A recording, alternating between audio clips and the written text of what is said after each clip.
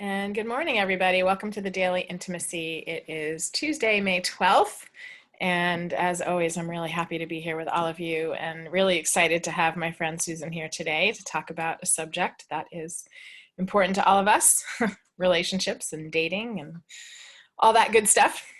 But let's begin with a centering, just looking around at all your beautiful faces on your videos and your video screen. So thank you, everybody, including Laura, who's gracing us with the presence of the trees. So beautiful to see that.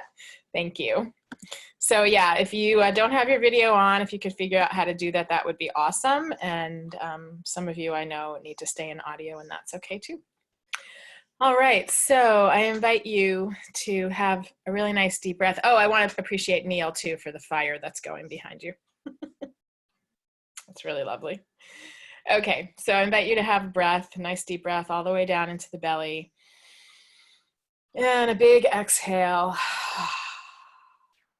So we're waking up this morning, so let's bring oxygen into our body as much as we can right now. So before we close our eyes, let's do 2 more breaths like that, bringing the breath all the way down into the belly, expanding the chest, in through the nose and out through the mouth.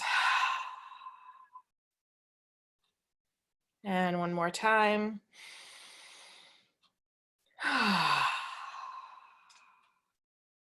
And with that exhalation, I invite you to close your eyes. And just notice your body in time and space in this moment, wherever you are.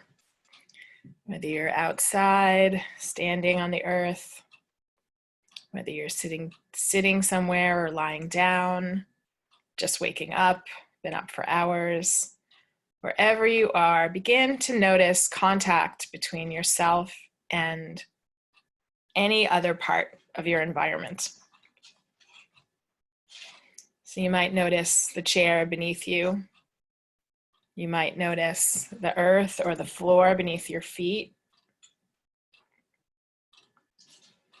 If you're lying down, you might notice the mattress or the couch beneath your back, holding your head.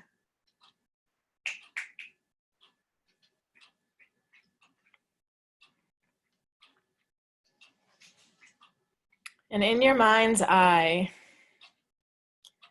choose the support that you need right now, that the earth beneath your feet, that the chair or the couch are providing for you. So feel those places of contact as strength and support for you. Maybe it's that you want to feel hopeful, or you want to feel gratitude, and you're just not quite feeling it yet this morning. You want to feel peace.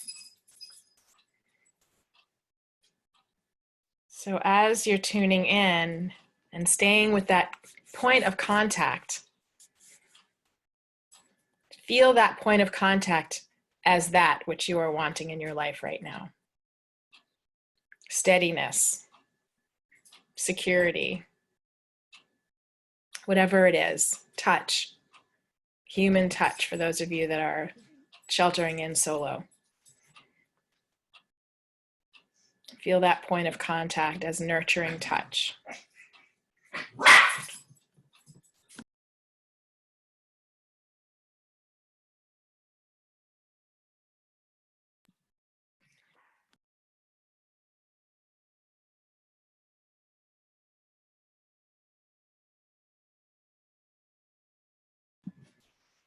And just luxuriate in that for just another moment.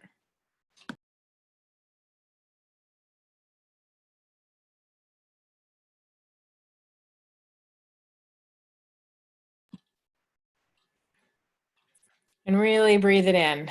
Just another breath, allowing that to soak into all the cells in your body. Focusing on your inhale, deeply receiving.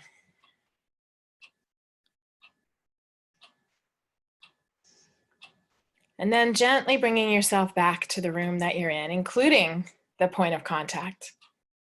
So don't release that in your awareness. Bring that with you. Bring that which you are providing for yourself with you. And coming back to the room, maybe coming back to the body a little bit. Bring your awareness to your shoulders and your hands, and your breath. And then gently open your eyes when you're ready.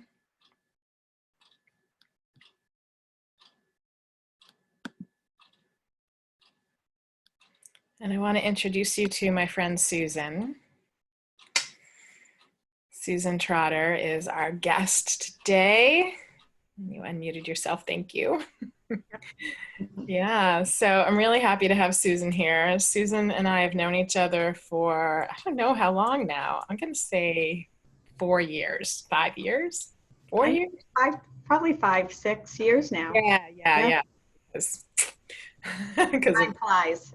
yes, exactly. And I don't even remember how we met, but I know that our worlds like collided in different ways. Mm-hmm. And now in one very important way, because you are working closely with people that I consider to be my family, friends that I consider to be that close as family. And so it's a really lovely connection that we have. Absolutely. As friends and your colleagues and friends. Anyway, I'm really excited because this is a wonderful topic, and I know you've done a lot of teaching and coaching on relationship and dating and online dating, and it's a really interesting topic right now, isn't it? Because we're in this place, and so I look forward to hearing what you have to say, and I'm looking forward to everybody's questions. Everybody who's here knows that we like to keep this really engaged and more of an informal conversation as well. So when you have something to add or ask or say, please put it in the chat. And if you'd like to speak and unmute yourself, we will request that and can do that anytime. So just put me in the chat. That's the way we do it on the Daily Intimacy. It's the easiest way for me to see who's ready to speak. So I'm going to turn it over to you, Susan, and I have you on Spotlight. I hope that's okay for a little bit. Sure. Yeah. Sure, that's fine. I have it on gallery view just because it's better for me. Great. So thank you so much for having me, Robyn. Yeah, we have known each other for a while, and I love, we have all these connections through other people and through Vesta, and we work in the same space in terms of relationships and come at it in different ways. And so I'm really thrilled to be here and to be here with all of you. I love that there's so many people that have shown up this morning, and I'm excited to talk about one of my favorite topics, which is dating and relationships, and specifically to talk more about how to date successfully during this time that we're all sheltered at home and there's social distancing. I actually think that there's no better time than right now to be online and trying to date. Membership has spiked about 30%. So there are lots and lots of people online. Everybody's at home looking for things to do and looking for connection, seeking connection even more now. So it's a really good time to be online. I also think that this time of social distancing actually provides opportunity for people to set themselves up for even more success in dating and relationships. I think typically people tend to rush the process, and rushing the process has a way of, in some ways, even kind of sabotaging it. And so being in this time of social distancing really requires people to get back to some old-fashioned kind of courtship rituals, which involve actually just talking and getting to know each other on a deeper level. And that is the thing that I think can set people up for more success in relationships when you're able to meet in person. So I'm really excited. I have a client, I shared that with her at the beginning of all of this. She's online, and her initial response to me was that I was crazy to think that. And now, several weeks in, she has formed such a lovely connection with somebody that she connected with online. They haven't met in person. They talk and text and do virtual dates on a regular basis, and they can't wait to meet each other. So I've seen it in action with my clients, and I'm really excited to see how this all unfolds for everybody. As Robyn said, I'm a coach. I'm a relationship coach. I started my career as a clinical psychologist and therapist and did that for about 20 years before I shifted to coaching several years ago. And I specialize in helping people with dating, relationships, divorce, and underneath everything I do is a lot of work around mindset and communication. And I work with both individuals and couples. And I am also happen to be divorced. I've been divorced for many years. I'm in a relationship now with somebody I met online, and I've been dating in the past. And so I've been there. I'm not just here talking theoretically about what works and what doesn't. I like people to know that I also have personal experience that I can bring to bear in the work that I do. And I think that's important for people to know. So there are three things that I want us to really focus on and that I want you to take away. One is, again, just kind of generally what you can do to set yourself up for more success in dating and relationships. I want to talk, secondly, about online dating, specifically how to set your profile up, how to navigate the online dating world. And then thirdly, talk a little bit more specifically about how to do it during this time. Can I just get a show of hands for those that are visible? Like, how many of you are currently online? Okay. And maybe you can just put in the chat like one word that would describe your experience. That's a great question.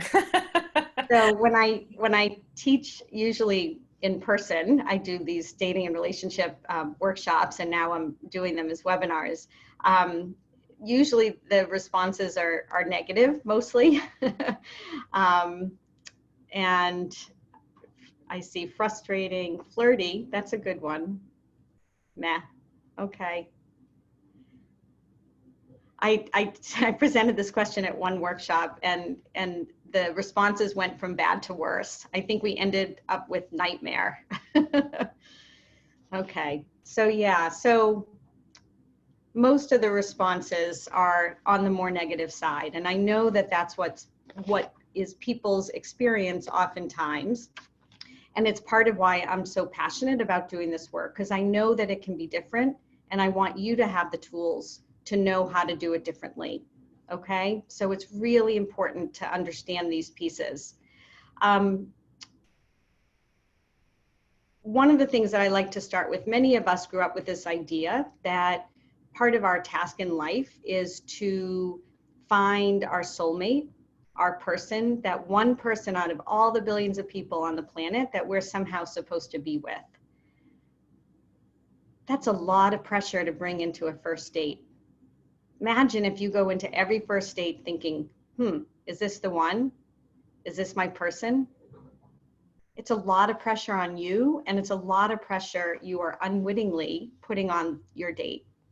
So I actually believe that there's more than one person out there for each one of us, and that our task instead is to look for people who are really good quality, and we'll talk about what that means in a minute, and also a potentially good fit for us. And I'd like to challenge you to let go of the idea that there's just one person out there for you. You can feel like somebody is a soulmate. You can feel like somebody is your person, and it's wonderful if you do.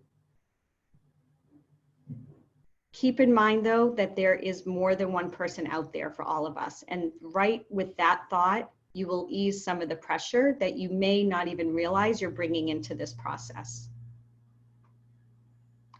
I also really want to encourage you, on the one hand, to be super selective.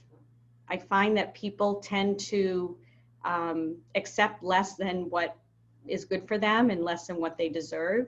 So I really want you to raise your standards and be very selective and really look for people who are good quality. And good quality, again, means really across the board. Somebody who is, say, successful professionally and financially and is a jerk is not a good quality person. The success doesn't compensate for their behavior that doesn't treat you well. So raise your standards, and at the same time, and this is a challenge, I also want you to be flexible. Be open to possibility. Be clear about what your deal breakers are, and also understand that sometimes people show up in unexpected ways. Sometimes what you thought was the right kind of person might not be quite right. They might show up in just a totally different package.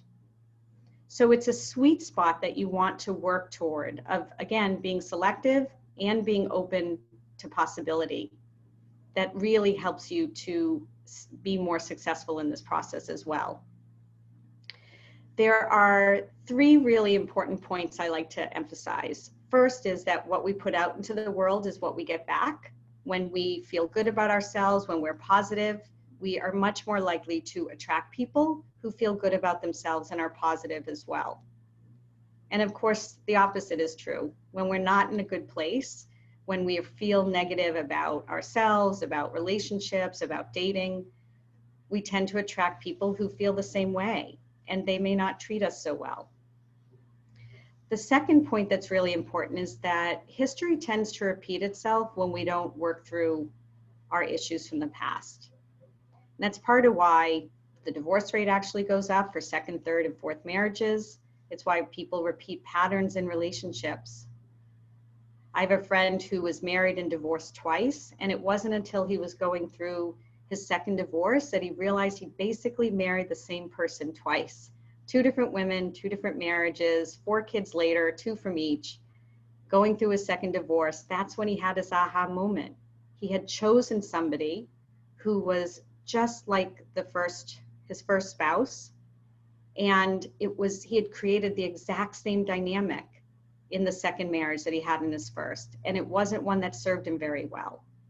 So he needed to do some work if he wanted to make sure that he didn't repeat that pattern in his future. So it's really important to do your work, to go back and understand what worked and what didn't in your relationships, what you want and need now. I work with a lot of people who are midlife and older, often post-divorce, coming out of 10, 20, 30, sometimes 40-year marriages. What they want and need now is going to be really different from what they wanted and needed 20, 30, 40 years ago. And it's really important to get clear and reconnect with yourself and what you want and need now going forward. The other thing that's really important is to really understand what your part was in past relationships. We all play a part in every dynamic. Doesn't mean we're responsible for anybody else's behavior. And it is still important to understand what your role was in the relationship and to really look at whether that served you well or not. And if it didn't, to do the work that you need to do in order to change that. And the third point that's really important is that as much as we'd like to think that we can change or control other people or circumstances, certainly this pandemic has shown we don't have a lot of control over lots of things in life. We can't. However, what you do have control over is how you respond to whatever is in front of you. And that's where your power is. And that shows up in the dating process in lots of different ways. How somebody messages you, how they communicate with you, whether they show up or how they show up and behave. You have all these different points in the process and in life in general where you get to decide how you want to respond. And how you choose to respond affects everything else that follows for you. Part of that is because how we choose to respond is about how we think about what's going on around us, and how we think affects how we feel, which affects how we behave, and that can affect outcome. So indirectly, how we think about things can lead to the results that we get.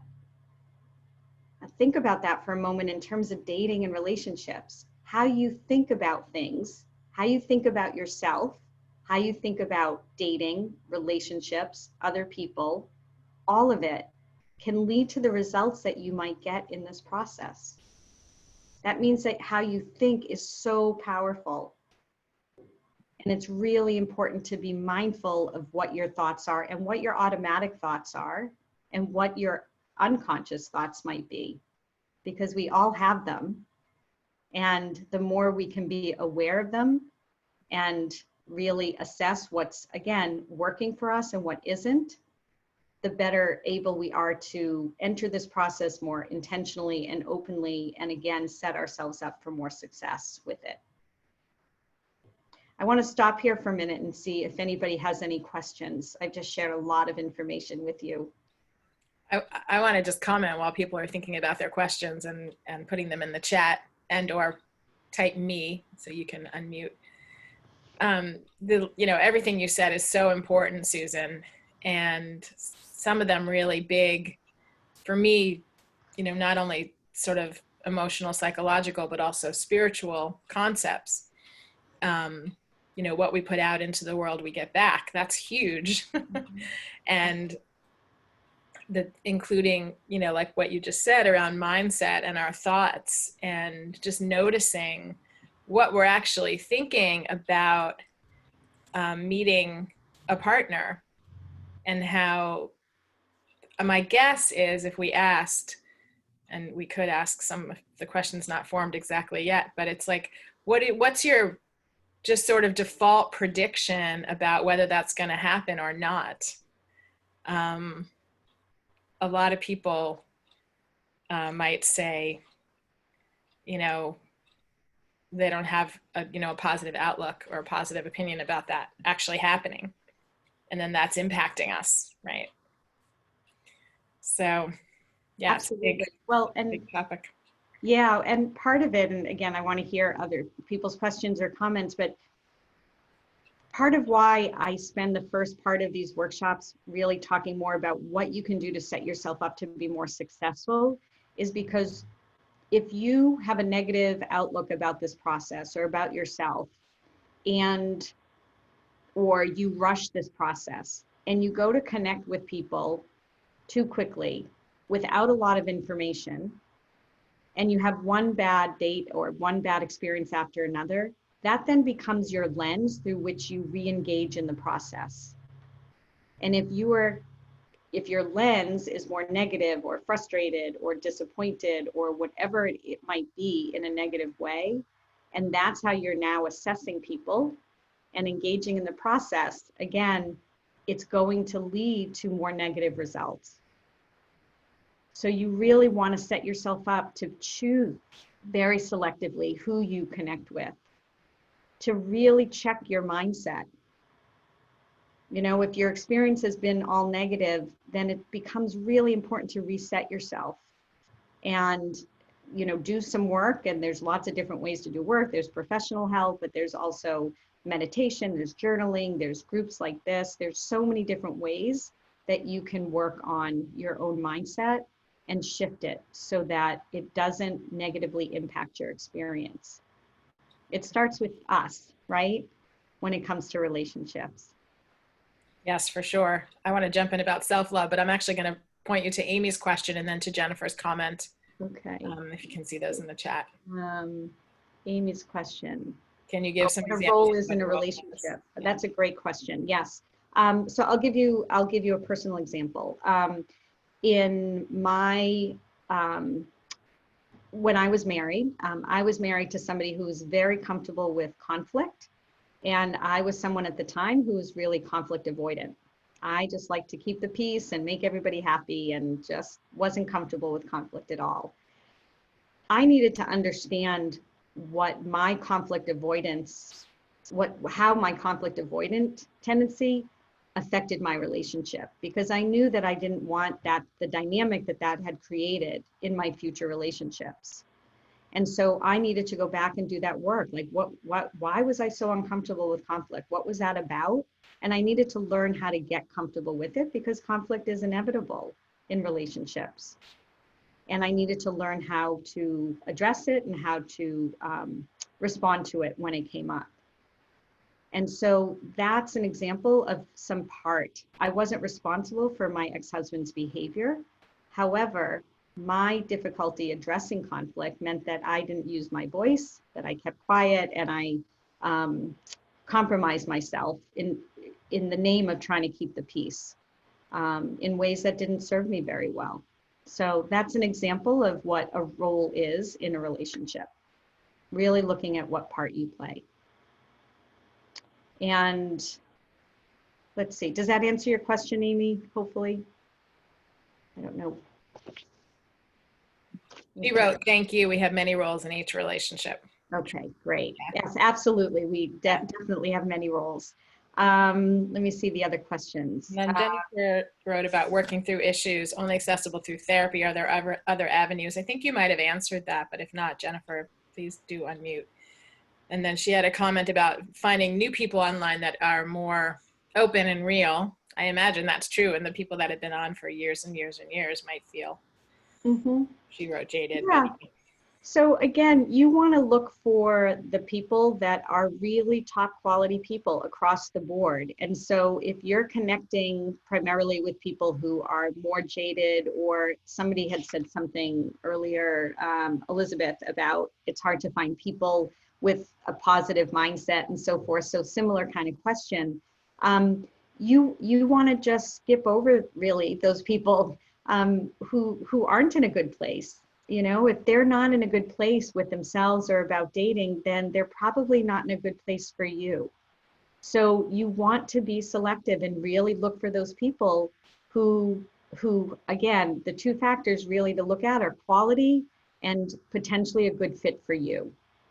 And potentially a good fit for you and quality both include really looking for people who have done their work, who are in a good place and are open. And there aren't going to necessarily be millions of those people that show up in your search. So again, you want to be selective and really intentional about who you choose to communicate with. And I will add, and I'll talk more about this when we get to it, but everything that people provide to us is information. And if you're online, their primary photo is the very first thing that people see. That gives you so much information about somebody. An ideal primary photo is a headshot, person smiling, looking into the camera, good lighting, good resolution.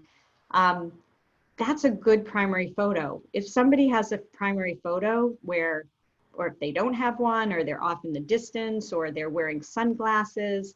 Remember, I'm a former psychologist and therapist, so everything's interpretable to me. But all those different kinds of photos that people use tell you something about who they are. And it's what people use to decide whether or not to click and open up and look at the rest of your profile.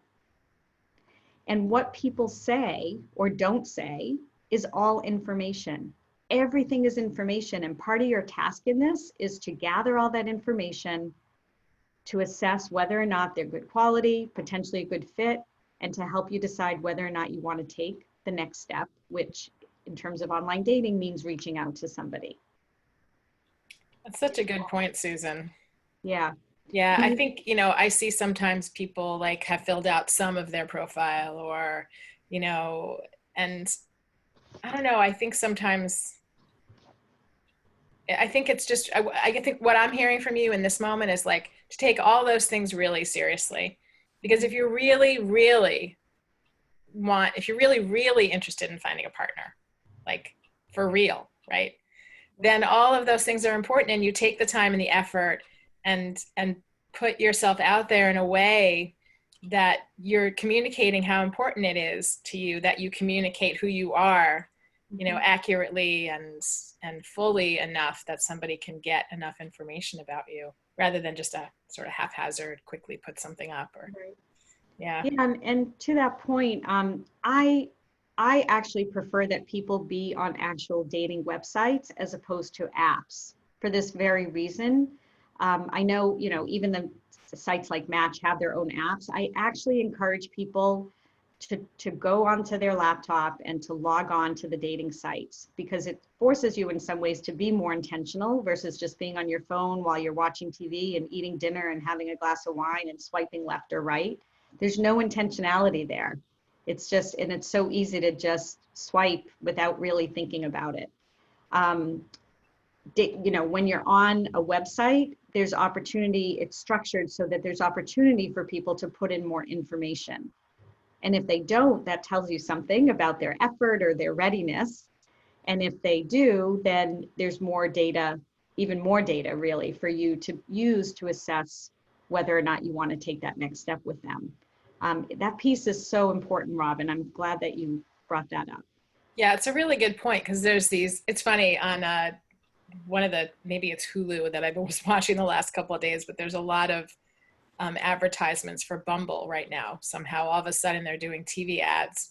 Mm-hmm. And for those of you that don't know Bumble, it's an app and it's a swipe left, swipe right, online dating, not even online. I guess you can barely even call that online dating. We can call that app dating. And it's basically your picture, right? Which does communicate a lot about somebody, but still you need so much more information than that. Right. And there's several out there. Annie says, I hate Bumble, I quit them, but there's like Bumble and Hinge and like, there's so many now, I don't even know them. But I really like what you said there also, like having, sitting down and again, just like taking it seriously. The fallout of these apps is that I find is that people are, instead of sending emails and really, asking, really saying hello and connecting and asking a question and sharing, they're sending a text, hi, how are you? Or some kind of text response, which is very different than writing a long email. Right. Absolutely. And the messaging is so important. I really, again, if you understand the idea that everything is information and what you want to be doing is gathering all that information to help you assess whether or not you want to take the next step, then using the messages as a way to gather more information becomes really important. And especially on the apps, but even on the site, a lot of people don't use the messaging in that way. Certainly on the apps, it looks more like texting, so there's a lot of shorthand. And even on sites like Match, if you're on your laptop, people end up oftentimes just talking about the weather and the weekend and work and now this pandemic, and then go to a date. I want to really encourage you to use the messaging to ask questions. What are you curious about? What do you want to learn more about? You don't need to go, right out of the gate super deep about, their childhood and their deepest, darkest secrets. However, you want to be exchanging messages that have depth to them. I actually met my boyfriend. I happened to meet him on Bumble. It's the one app that I actually tend to like a little bit better than some of the others, but I will just say for people who have not had great experiences with online dating, particularly, or people who are coming out of long-term relationships and starting dating after many, many years, I really want to encourage you to do the dating sites and not an app. Again, because the dating apps don't give you much information to go by. But I did happen to meet my boyfriend on Bumble, and when we communicated through the app, we wrote paragraphs. I have screenshots of it. We wrote paragraphs back and forth to each other for a few days before we spoke on the phone. So it's possible to do that. And if somebody isn't engaging with you in that way, if you're trying to ask questions and not getting much back in the way of communication, that's data. That says something. If you're working really hard and you're not getting anything back, take note of that and use that to help you decide whether or not you want to continue that conversation. Because remember, the messaging, it's a conversation, it's a dialogue. And so you really need to be asking questions and responding, and there really needs to be that back and forth. And if somebody is really engaged and a potentially good fit for you, it's going to happen more naturally. And if it's not, then you might want to think about moving on. Yes. So Elizabeth might want to unmute. She has a question. She typed something. Yeah, I know Elizabeth had written a fair bit. I haven't had a chance to read it. Yeah, that's okay. Elizabeth, do you want to unmute and take a minute and just? Yeah. So okay. So before all this stuff happened, I'm really pretty active in Meetup, and there's one particular group that I'm pretty active in, and this other guy is in it too. And we were sort of acquaintances before, and when this whole stay-at-home thing started, this group did a lot of Zooming, and actually pretty much all got kind of burnt out and unfortunately, most of the group has kind of gone our own ways. But this one guy and I have gotten much, much closer. And it's really been interesting because it's like the most unlikely turn of events, because there's 11 years between us, which I really honestly feel like age is a number, but there's also some big differences. I'm recently divorced. I have twin 16-year-olds. He's never been married. He doesn't have kids. And yet it's sort of been this unexpected joy as we've come together that, you know, like I don't feel like this is someone I would have connected with otherwise. But anyway, last week he completely flipped out on me. I mean, we are on Zoom. We are Zooming every night until 1, 2, sometimes even later in the morning. And it's been great. It's been amazing. Anyway, last week he kind of flipped out and he's like, I have other friends and you're taking over my time. And I'm like, Gavin, I'm not forcing this on you, you know. And so we somehow got through that, because I felt kind of like I was punched in the stomach. It's like, okay, this has happened really naturally. And I feel like we've kind of gotten through that, but at the same time, it's a red flag for me, because he said he doesn't have close friends. He's like, as I've said, you know, you've never had, you know, he's like, well, it's not like this with my other friends.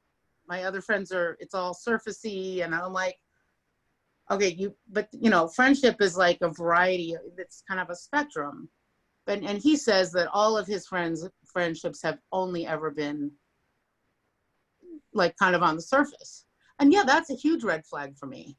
And yet we have this like incredible connection, and I don't know, it's weird. And it's just been such a source of happiness through this horrific time. And yet I'm not quite sure where to go with this. But then everything you say, you know, quality people and all, I totally get that. And that's what it's been. I guess that's what's made it so Hey, meaningful Elizabeth, for me. can we jump in? Yeah, please. Go ahead, Susan. I just feel like I want to say something. Yeah, no, I hear you. And maybe we can also continue the conversation offline. I can talk in more depth about the situation, because it sounds like a lot that you've been experiencing. You know, first of all, I would say, you know, you talked about there being differences, and differences aren't necessarily a bad thing. It's how you negotiate the differences that's important, first of all. You know, secondly, in terms of his, you know, kind of flipping, you know, I don't know him. It's hard to say what's going on with him, but you describe him as somebody who, you know, doesn't have a lot of perhaps deep, intimate connections. And it sounds like what was developing between the two of you may have scared him. Again, you can't know exactly what's going on for him, and you're not responsible for his behavior by any means. You do get to choose how you want to respond to how he's now showing up, which is a little bit different than how he was showing up before. You get to decide whether this works for you or not. But I hear also in all of this, you know, there's this sense of sadness or loss or disappointment or anger, or, you know, you can fill in the blank with whatever it is that you're feeling. And it's going to be really important for you to find a way to manage that, whether you continue this relationship with him or not. If you continue with him, you know, working through those feelings is important to be able to move forward. And if you decide not to, it's important to work through those feelings so that it doesn't then impact the way in which you re-engage in the dating process as well. And again, I know there's a lot more to this situation, and I'd be happy to chat with you after we can find a time to talk in more detail. Robyn, did you have anything? Thank you. No, I think you named it. You know, and Elizabeth said it too, red flags. So it's important to pay attention to those. Yes, absolutely. I like to talk about red flags, which are sometimes or often deal breakers. And then I refer to other things that I call yellow flags, which are things that you're not sure of, you might have some concern about. They're not necessarily deal breakers right out of the gate. They're things that you might tuck away and be sure to find out more about in time to see whether or not they become red flags or are workable kinds of things. And it could be anything, like, you know, somebody, you know, potentially like in your situation, somebody who's never been married, you know, that might be something to wonder about if they're 50, 60 years old and they haven't been married or even maybe had a significant relationship. You know, what's that about? And how do they talk about it and understand it? How self-aware are they about what that is for them? And how do they communicate that? So pay attention to the red flags, but also the yellow flags, which are more subtle and important information as well. I know there are lots of questions, and it's hard for me, honestly, to track the questions. That's okay. I'm tracking them for you and for us. Linda brought up something interesting, and I want to piggyback on it, I think. She said, my stumbling block is how do I write a profile that represents me without having the opportunity to talk? I do think now probably is a good time, but I don't like typing versus talking. Okay. And that's one thing I think, and I know you have a response to it, Susan. I think, you know, that's something that comes up looking at different people's profiles, right? It's not everybody's primary expertise or expert method or comfortable method of communication. And for those where writing is, you can see beautifully written profiles that are just, you know, communicative and gorgeous and poetic. And then you can see ones that are way less so. And, you know, maybe, you know, it depends, I guess, on some of what your values are there. You know, sometimes someone is a wonderful, you know, wonderful person, brilliant, you know, et cetera, but writing a profile just isn't really their thing. So how do you kind of screen for that or take that into consideration, right? Yeah, so let me start by saying, talking about kind of what an ideal profile is. Like an ideal profile summary is around 200 to 300 words. Around 2/3 of it, ideally, is about you, and 1/3 is about what you're looking for. And I will add that it's that last part that I find people tend to leave out oftentimes in their profiles. Ideally, also, you want to really show who you are, not just list a bunch of adjectives or a bunch of interests. For those that have been online, we've all seen those really generic profiles. I mean, who doesn't like walks on the beach and sunsets, right? You want your profile to show who you are, to show all the ways that you are unique, because you want to attract the people that you want to attract. And those are going to be people who really resonate with what you have to say. And if your profile is really generic, then you're not distinguishing at all around the people that you're going to attract. And let me also add, you're still going to hear from people that you're not interested in, and that's okay. You want to increase the opportunities, though, to attract the people that you're looking for. Okay? You also want to make sure your profile is really positive. You really, again, negativity attracts negativity. And I will say that there is usually a way to reframe whatever it is that you want to say about what you don't want. You know, if, you know, instead of saying, you know, I'm not looking for, I don't want drama, I don't want hookups or whatever, you know, you can say I'm looking for somebody, you know, who's stable, or looking, you know, for a serious relationship. There are usually ways to reframe whatever the negative thought is. And so you really want to keep it positive. Yes, some people are better at writing than others.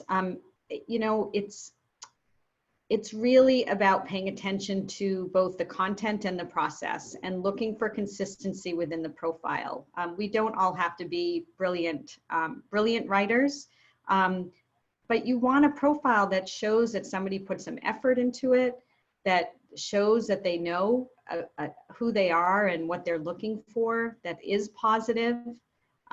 Those things really matter. And again, if somebody doesn't write anything or only writes a couple lines, this is again more on a site like Match, it says something about effort. And you know, when I see that kind of profile where there's not much there, I think to myself, okay, you know, if they're not willing to put in the effort now, how much effort are they going to put in later?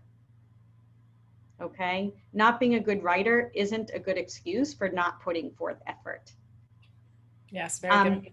Likewise, like if people write volumes, you know, like you don't want to overshare either, right? I think of, I found this great quote about dating profiles, and it likened it to a movie trailer. And the idea is that you want to kind of present enough to pique somebody's curiosity about you, to make them want to, in this metaphor, buy a movie ticket and get more, you know? And in the world of online dating, you want to pique their curiosity enough to make them want to reach out to you, to message you. So it's like, again, this kind of sweet spot of sharing enough about you without oversharing. Really showing who you are, again, so that you can attract the kind of people that you're looking for. And they're going to be reaching out to you. So you don't have to be a fabulous writer. And the profile summary is still really important because it gives you or gives other people a lot of information. And if you are not a good writer, and I will say it is hard for people to write about themselves. Most people have difficulty doing that. There are different ways. I mean, there are people who can help you. I am not writing profiles at the moment, but if you have a profile and you want to email it to me, I'm happy to take a quick look at it and send some initial feedback. But there are people who can help you write profiles. And if you want to do it on your own, what I encourage you to do is two things. One, just kind of sit down, stream of consciousness, and just write out kind of personality traits, interests, what you're looking for, and so forth. You can ask people who you feel comfortable asking to send you information about what they see as your strengths and what they like about you. There's lots of ways to kind of gather information that you can then put into a profile. I also have a dating questionnaire I'm happy to share with you that is very long. It's designed to encourage people to self-reflect and also provide some content that you can incorporate into the profile as well. And Robyn, we can talk about how I can get that information to everybody. Really helpful, Susan. That sure. would be great. Yeah. And there was a question back earlier. Any tips on profile on dating sites? I mean, obviously you like Bumble. I actually liked Bumble for a while too, by the way. Yeah. Sure. Yeah, that's a great question. Any sites you love, or you know? Yeah. So let me start by saying my disclaimer is I have no affiliation with any of the dating sites. My opinions about it is just based on experience and research and the experience of my clients as well. So my preferred site does tend to be Match because it's the biggest pool. I know there is a lot of riffraff out there, whether it's on Match or other sites, and you just have to weed through it and not get caught up in the ones that just send those messages that say, hey, or the pictures that annoy you or whatever. Like, you want to, again, stay in a positive frame and just ignore the rest, that kind of all that other noise. So I do like Match. One of my preferred sites used to be OkCupid because I think in general it tended to attract pretty bright people, more creative types, and some folks that were a little bit more off the beaten path, which was interesting to me. In the last, I don't know, 5 to 7 years, I would say OkCupid still attracts people like that, and it's also attracting more people who are looking for more non-traditional relationships. And by that, I mean people who are looking for more purely sexual relationships, polyamorous, open relationships, and so forth. The people on OkCupid who are looking for non-traditional relationships tend to be pretty direct about it. And it's, my feeling is people can want whatever they want, and as long as they're open and direct about it, so that you then get to decide based on that information whether that works for you or not. So OkCupid is still a great site. Most of the people that come to work with me are looking for more traditional relationships. So if you're going to go on OkCupid, I just want you to know that you may see more of that on that site versus some other sites. What else? I don't like Plenty of Fish. I think in general, it doesn't attract in general as good quality people, and there are more people looking for just more casual hookup kind of relationships there. There are a lot of smaller sites, you know, that are filtered by interest or religion or age and so forth. Any of those are fine. It's just important to understand that the pool is going to be smaller on those sites. And a lot of people might be on those and also on a bigger site like Match. In terms of the apps, I do, of all of them, like Bumble the best. For those that don't know, it was originally started by a couple women who used to work with the guys at Tinder. They had a big falling out, and these two women went off and decided to start their own dating app. And initially it was created, at the very beginning, it was only for heterosexual couples, and it was designed to empower women in terms of two people matched, only the woman could initiate the conversation. And again, it was designed to empower women. Presumably the guys that went on there knew that, and we're all for empowering women. And so generally the quality of the people on that site, on that app, have been good. Bumble now is set up for all different kinds of relationships, romantically, as well as there's Bumble Friends and Bumble Biz and Bumble Adventure and Bumble Business, I think now.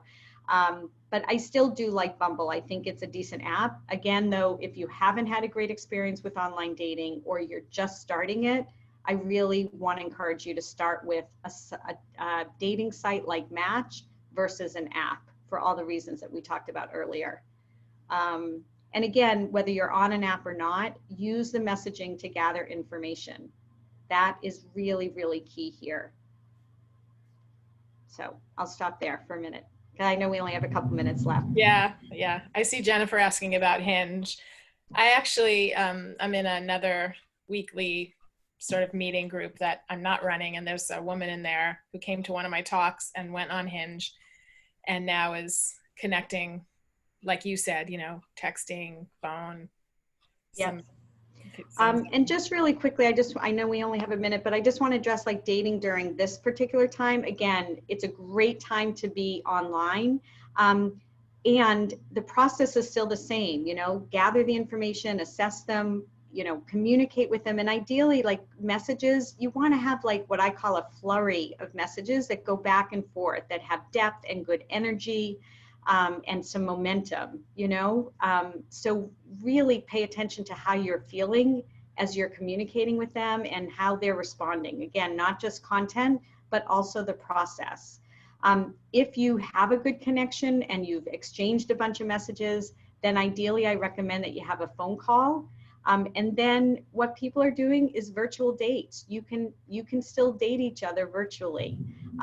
Some people are meeting for socially distanced dates. Everybody needs to decide what they're comfortable with. But virtual dates is a thing. You can have dinner, you can cook dinner together, you can watch a movie together, you can go on walks together, you can play games. There's so many different ways to virtually date. What I will just say quickly about that, though, is prepare for your virtual dates the same way you would for your in-person dates. Pay attention, get dressed the way you would. Pay attention, where you are in the date. If you wouldn't necessarily invite them into your bedroom in person on a first date, then don't do your virtual date from your bedroom. Pay attention to all those things and remember to, just continue to be present and intentional, and also gathering the information that you need to help you decide whether or not to take the next step. And to keep in mind, as a way to slow yourself down, because we tend to get too far ahead in our own heads in this process. The only question at each point is whether or not you want to take the next step. Do I like their profile enough to want to message them? Do I like their message back to want to continue? Do I like the first date enough to want to have a second date, and so forth? And that's a way to keep you in check and have fun. Remember, dating used to be fun at some point, and I really am passionate about helping people have more fun in this process as well. Susan, that was what you said at the end there was so important. I think I know we're at 10 o'clock, but I just want to say, I think it's easy for our minds to leap to, is this somebody I want to marry and spend the rest of my life with? Or is this and the question is, bring yourself back to the moment, this moment, which this pandemic brings us so poignantly to, just the moment. And then is this interesting enough to have one additional email exchange, you know, just the micro movements are so important. Thank you so much. That was really, really helpful. That was so great. Yes, our time is too short, Robert said. I agree. Yeah, thank you for letting us to have fun. Yeah, I really feel too like you've energized all of us, or I speak for myself, but you've energized many of us to really put attention there if that's where you are in your life. And that's, you know, that's a goal for yourself, to meet a partner. This is a fabulous time to do it. Absolutely. Absolutely. Yeah. So I just want to remind everybody, the recording will come out either, you know, later today or the latest tomorrow morning. Elizabeth's asking if you do Zoom. I'm sure you do. I'm going to send out Susan's contact information and how to reach her. Yes, these daily intimacies are every week, every Tuesday morning at 9 a.m. But yeah, you'll have all the information from Susan about how to contact her, and you offered many things. So I really hope and encourage people to reach out and take advantage of your expertise and your resources and your knowledge and your wisdom and your calm way of being and explaining. It's really great. Susan's questionnaire, yes, I will send that out. Thank you so much for having me. Yeah. Yes, I will get all the information to Robyn so she can share it with all of you. Great. Thank you, everybody, for being here and for asking questions, and is so much fun. And feel free to reach out anytime. I'm happy to connect with any one of you. So thank you so much. And thank you, Robyn. Yeah. You're welcome, Susan. Thank you. That was beautiful. I'm going to leave the chat open just for just a couple of minutes if anybody has anything they want to say. And also, Susan, if you want to type in I'm going to send it later, but just a contact, you know, you're welcome to do that right here so people can jot it down. Okay, sure.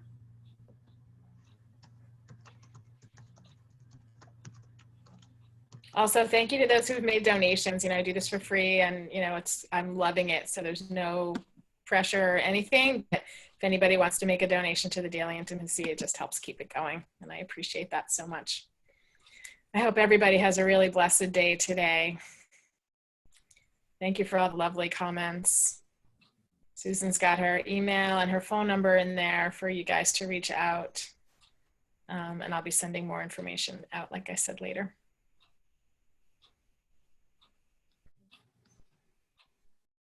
Blessings, everybody, and have a beautiful day.